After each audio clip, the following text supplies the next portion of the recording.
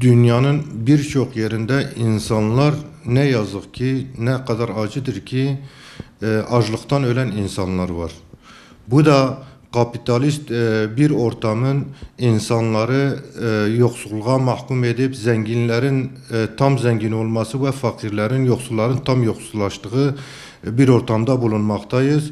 Bundan dolayı gerçekten bizler umut kapısı olarak birebir bunları yaşadığımız için çok acı ve hüzün duyuyoruz.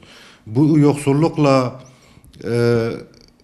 ilgili bizim umut kapısı olarak mesajımız insanların bugün dünyanın dört bir yanında, Arakan'da, Somali'de, Suriye'de, Irak'ta ve birçok ülkede bu yoksulluklar had safhaya ulaşmış. Bu da dünyadaki emperyalist güçlerin bizlerin başına oynamış olduğu oyunlar neticesinde insanlar şu anda yoksullukta had safhaya gelmiştir.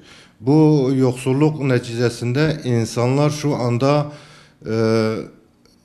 barınacak yer, yiyecek yemek yahut da uyuyacakları bir evleri bile kalmamış. Bundan dolayı bizler üzüntü içerisindeyiz.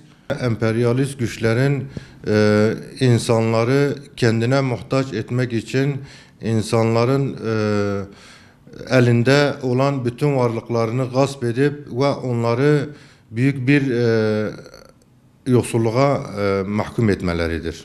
Bu yoksulluğun yok olabilmesi için insanların refah bir düzeye ulaşabilmesi için öncelikle o ülkenin yahut da o memleketin zenginleri o yoksullara el atıp onları kalkındırmak için onlara iş sahaları ve çalışabilecekleri yerleri aşmalarıyla ancak bu aşılabilir.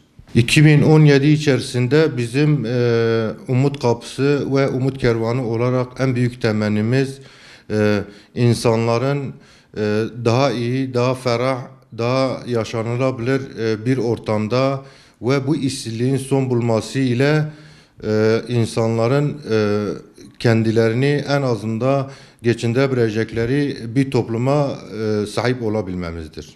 Yoksulluk hiç kimsenin kaderi değil. Bu yoksulluğu yenebilmek için insanların vicdanlarıyla hareket etmelerini diliyoruz.